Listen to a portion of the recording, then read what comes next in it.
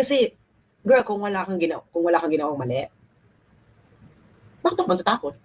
Mm. Hindi ba? Or Correct. matatakot ka because, I don't know, bakit ka matakot? Kasi kung wala kang ginagawa masama, kahit makulong ka dyan, you will get out because, the evidence will not survive Oo. Oo. scrutiny. Hindi ba? Kasi si Jinggoy, kaya ako sabi ko, ay, inilaban ni Jinggoy. Oo. Kasi yung kay Jinggoy, no, yung first 2 plunder cases niya, yun nga may mga papel-papel pa yun, nalusutan niya, 'di ba? Nilabanan niya, na-dismiss yung mga kaso sa kanya doon. Tapos ito ngayon, na ganun siya ka-confident na parang, putang ina, yung mga naunang kaso nga sa akin, nilabanan ko, na-dismiss eh. Pagkatapos ito pang obviously, na panggigipit lang, 'di ba? Nilaban niya. So ibig sabihin, confident talaga siya na it's not true. 'Di ba? Confident talaga siya na it's not true. So, ngayon, bakit hindi confident si Joel? Baka totoo. Kasi, Jinggoy already set the standard eh, di ba? Paano si uncle mo Joel? Paano si uncle mo Cheese? Di ba? Ba't kayo tumiklop? Baka totoo. Di ba? Hindi ko kaya ilaban eh. Ayan, sabi ni Miss Malu, JIL ako. Ang lagi niya tinuturo, kahit ano pa ang dumating, dagok sa buhay mo, huwag ka bibigay dahil mayroong kang Diyos na buhay na nagsalba sa iyong problema. Manalig ka, di ka iiwan ng Diyos. Sabi ni Miss Malu.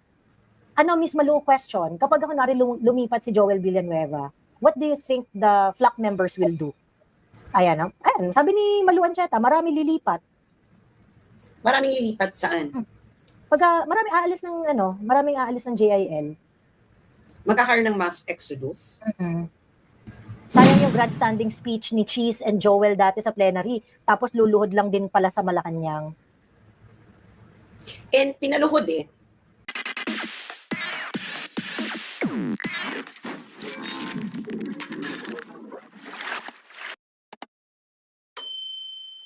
Pero yun ang talking about catfish, kinatfish na tayo ni Joel Villanueva.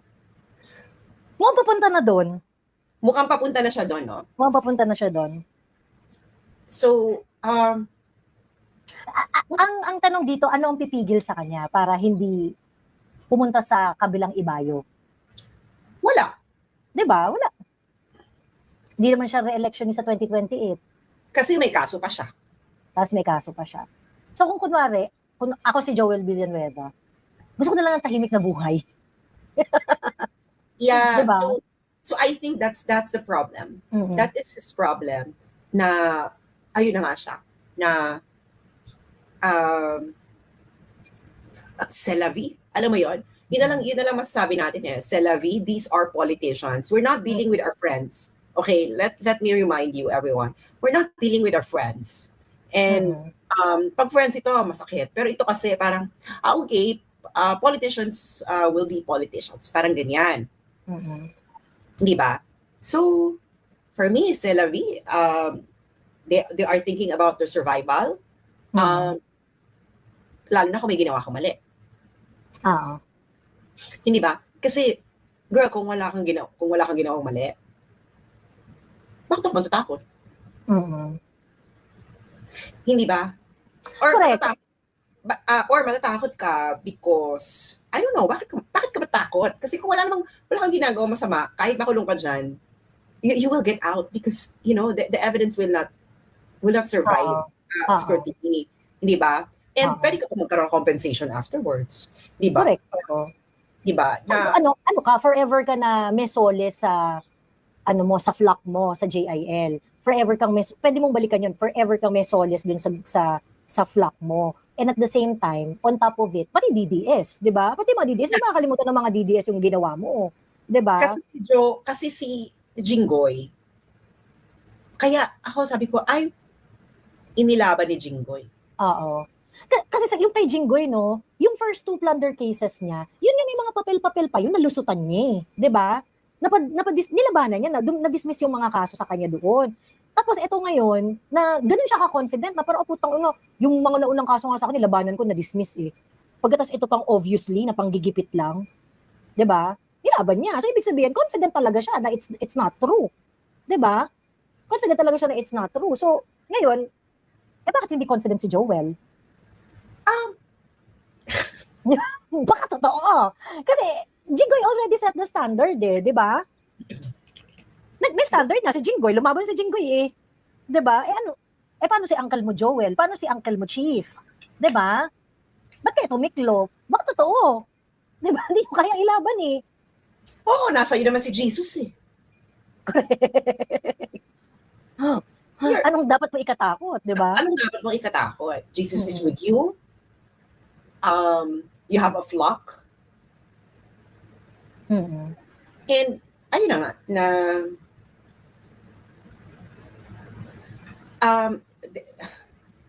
Kung long term iisipin ni kung long term ang iisipin ni Joel, magbe-benefit siya. Magbe-benefit siya long term. Yeah. Pero kung ang gusto niya ay peace in the next couple of years, of course, safety yung gusto niya ng safety. Ganon. Yeah. So, ang tanong, after mo piliin yung safety, tingin mo ba mababago mo pa ang sitwasyon after 2028? Kung mag-iba ng leadership or whatever, ganyan. Kahit manahimik ka, kasi parang tingin ko, pag lumipat yun si Joel, ang gagawin niya ni Joel, mananahimik siya, hindi na siya magsasalita, quiet na lang siya, at gagawin na lang niyang idol si Lito Lapid. Ayan. Mananahimik siya ng bonggang-bongga. Until, he finishes his term sa 2028. Kaso nga lang, hindi ko nakakalimot. Diba? We can threaten Joel with the new membership of his JIL. Kung duwag ang pastor, he has no business preaching about truth. Actually, parang, mako-compromise din yung flock nila eh. Kasi nga, ang problem raw sa JIL din ngayon, since the leaders entered politics, naging stagnant daw yung membership, ganon.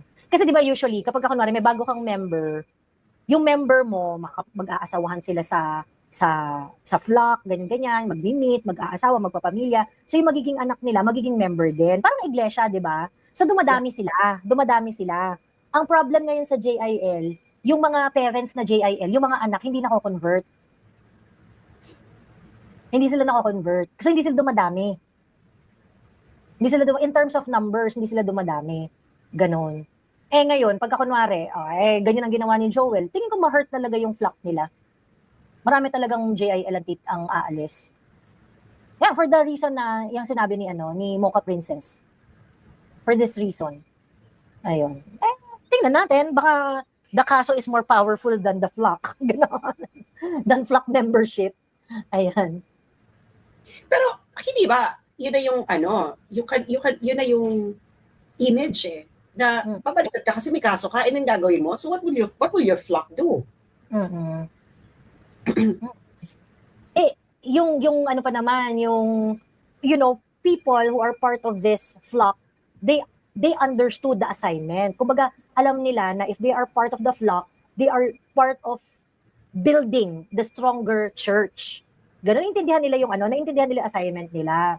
Siyempre, kapag kunwari, I'm going to be a very committed flock member. Pagkatapos, mag-church worker ako, mag-donate ako sa church and things like that. Pagkatapos, yung leader nyo, diba, di ba makapagsabi ng totoo? Biglang, huwag na tayong mag-away-away. Diba? Biglang, wag na po tayong mag-away-away sa Senado. Ayun. So, there is something wrong. Mm-hmm. Hindi ba? Oo. Ayan, sabi ni Miss Malu, JIL ako. Ang lagi niya tinuturo, kahit ano pa ang dumating, dagok sa buhay mo, huwag ka bibigay dahil mayroong kang Diyos na buhay na nagsalba sa iyong problema. Manalig ka, di ka iiwan ng Diyos. Sabi ni Miss Malu. Miss Malu, question. Kapag ako lumipat si Joel Villanueva, what do you think the flock members will do? Miss Malu. What do you think will the flock members will do? Sayang yung grandstanding speech ni Cheese and Joel dati sa plenary. Tapos luluhod lang din pala sa Malacanang. And pinaluhod eh. Sabi ni Equanimity, I'm still hoping hindi totoo. Sana strategy lang ito. Ayan, no? Ayan, sabi ni Malu Ancheta, marami lilipat. Maraming lilipat saan? Pagka maraming aalis ng JIL. Magkakaroon ng mass exodus. Ayun.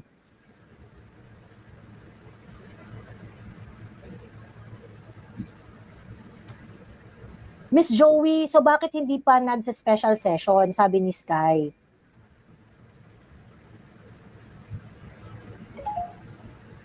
Tingin ko kasi, lumindol na sa Mindanao. Pero magpapatawag CBDM.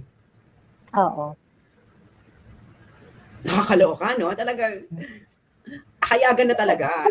Kung hindi lumindol, tingin ko kung hindi lumindol, nag-special session na yan. Hayagan na talaga. Ayun. Pero sabi ni APC, nag-heart-to-heart talk sila ni Joel.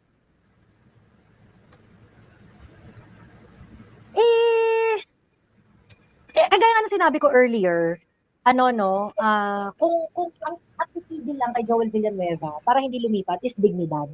So kung kunwari, nagpatawag ng special session at nagpapigil tong si Joel Villanueva, edi good for him. Meron siyang dignidad. 'Di ba? Good for him, meron siyang dignidad.